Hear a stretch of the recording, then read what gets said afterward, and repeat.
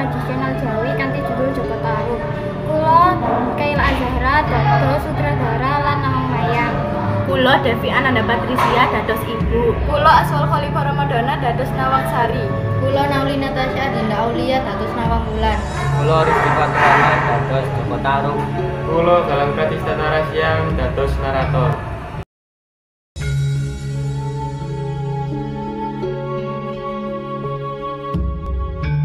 Ing sawijing desa ana lare karo ibune. Lare kuwi biasa disebut Joko Tarub. Wiwitane urip seneng, nanging banjur ibune kerah parah. Sawijing dina ibune mrintahake dheweke menyang alas amarga ngayuba karo Sinta.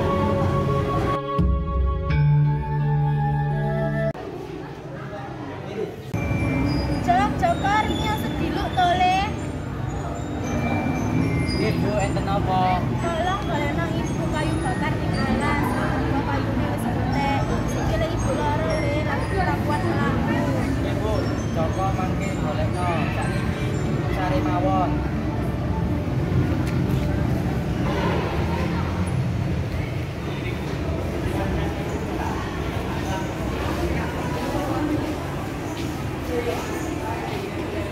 Ibu, kula badhe pamit. Joko ora suwi kok, Bu. Nggih, Joko hati-hati ya, Le.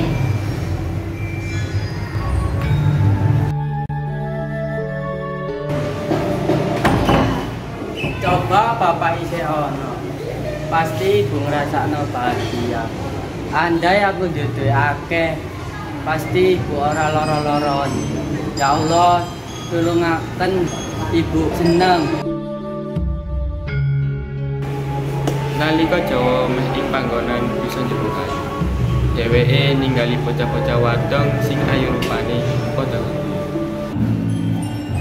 Sopo para cahayu iki? Apa sing dilakokno ndek kali iku ya? Apa cahayu kuwi para nawang ya? Tapi saingatku dina iki orang kok aku orang gawe party. Dari bareng. Adi-adi, ayo adu sikine wae. Nggih, Bu. Delekine wae ya. Nalika nawang-nawang seminari, Joko Tarub duweni pikiran iki gawe nyebut selendang. Yen aku mbok selendang salah siji tekan iki, kok bakal dadi bojoku ya. Wis gak ngurus, gak cukup wae.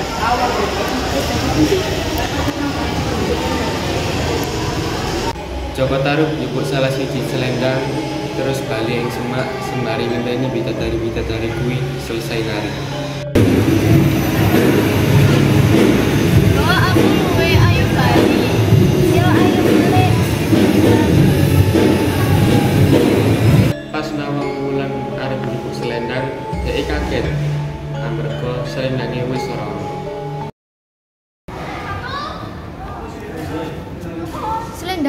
Selendangku ra ono, Mbak.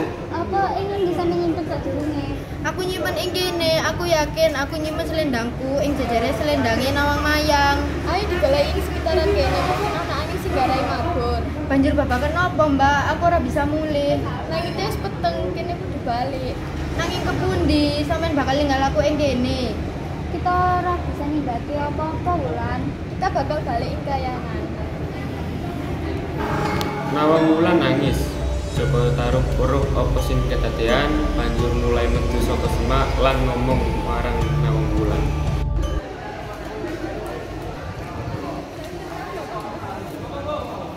Sapa sampean? Apa sing sampean tindake ning alas iki dhewean? Sapa kowe? Aja nglerani aku.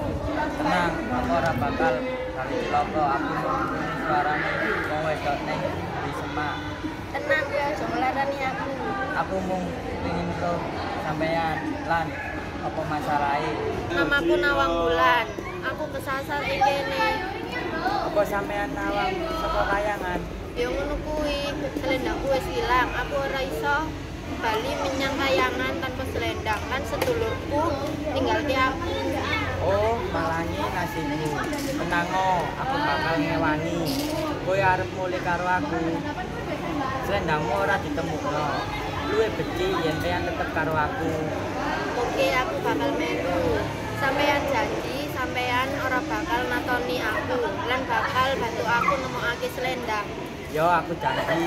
Ayo melu aku. Nadai mursyid. Bagus banget, Wel. Oh iya, siapa jenengmu?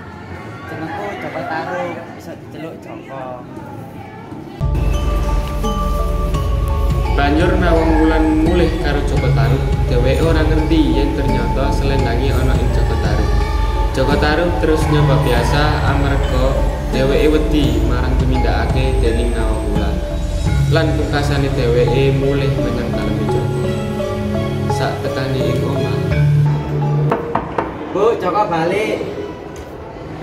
Iya Joko, apa kowe entuk kayu bakare? Mboten, Bu. Enten kang ajani Joko kenalke. Sopo to cahayu iki? Kula Nawang Wulan, kula kesasar ten mriki. Ibu, napa boleh Nawang Wulan niki nginep ten mriki? Nggih, monggo Nawang Wulan. Nggih, matur nuwun, Bu. Akhire Nawang Wulan tinggal karo Joko Tarub. Joko Tarub mutusake tetep ninggalni selendang Nawang Wulan amarga Joko ora pengin Nawang Wulan bali. Amarga Joko ngrasani tresno wiwit dhisik. Duwe becik selendang iki tak dekek ning kene wae. Joko, Joko. Nggih, Bu. Ibu kenapa mudun saka kasur? Ibu pengen apa? Ibu ngelak le. Joko, ibu kenapa? Ibu gerah Wulan. Ora nduk, ibu ora apa-apa. Yen ibu memang lara, ibu ora usah mesake awake. Kersane Wulan sing ndopake ibu. Monggo Bu kula teraken ning kamar. Saben dinten Nawang Wulan lan Joko Tarub tambah parek.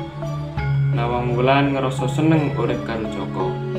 Akhire Joko Tarub lan Nawang Wulan mutusake kawin nikah. Saka pernikahan iku dikaruniai anak wadon sing jenenge Nawang Asih.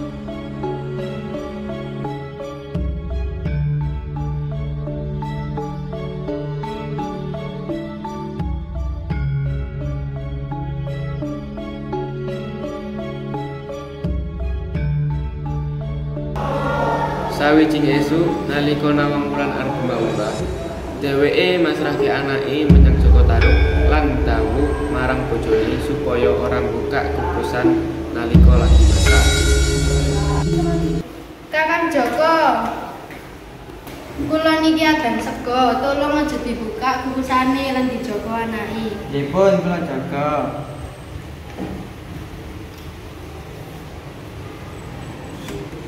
Hah? Mung sebiji sing ditanak, pantes ae. Persediaan beras ora tau entek. Kakang, sampeyan kok buka kukusan iki.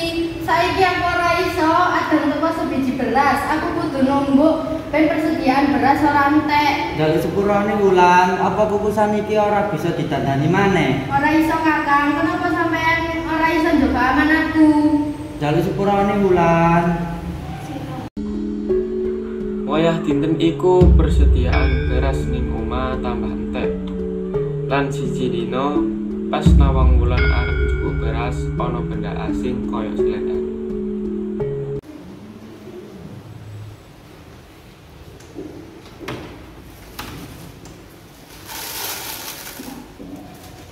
Apa iki selendangku? Iya bener iki selendangku.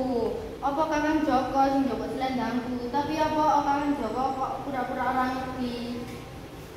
Kang, apa kowe sing njogo selendangku? Apa aku yang ngapusi aku? Apa Kang jawab aku? Oh, selendang iku, ngono aku dhisik. Iki gak kabeh sing sampean pikirno Wulan.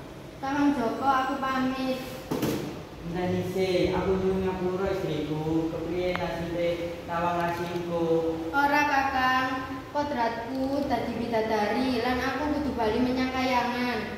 Aku ora iso urip tanpamu, Wulan. Relakno aku. Jogono awakmu api-api. Aku bakal inget sampean terus.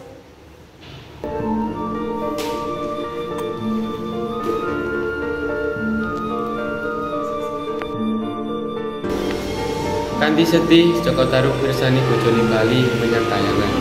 Dheweke nyadari tindakane. Joko Tarub nyesel ngapusi bojone. Iki pungkasane cerita Joko Tarub lan Nawang.